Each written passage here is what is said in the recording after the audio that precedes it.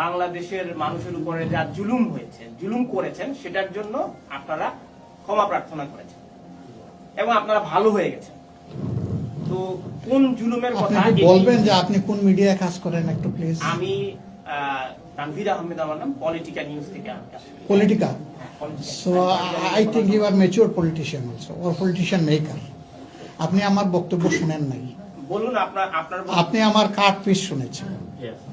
বলুন আপনি। We had those yellow journalists. আমি মাপ চাই নাই। এটা ছিল 96 সালে শেখ হাসিনার হাত জোড় করে মাপ চাওয়ার কাহিনী। সেইটাকে টুইস্টেড করে এনে আমার উপর ফেলা হয়েছে। এরপরে এরা সবাই আমাদের কাছে মাপ চেয়েছে। এই কাজ যারা করেছেন, ইন্টেনশনালি ড্যামেজ করার পরে এই মাপ চাওয়া, মাপ চাইছেন গোপনে, ড্যামেজ করছেন ওপেনে। এই জায়গা থেকে সরে আসতে হবে। এটা আমার বক্তব্য নয় যেটা আপনি শুনেছেন। আমার প্রশ্নটি ছিল ৭১-এর ভূমিকার জন্য আপনারা প্রকাশ্যে ক্ষমা চাইবেন কিনা। আর কতবার আমার কাছে এটা দাবি করবেন?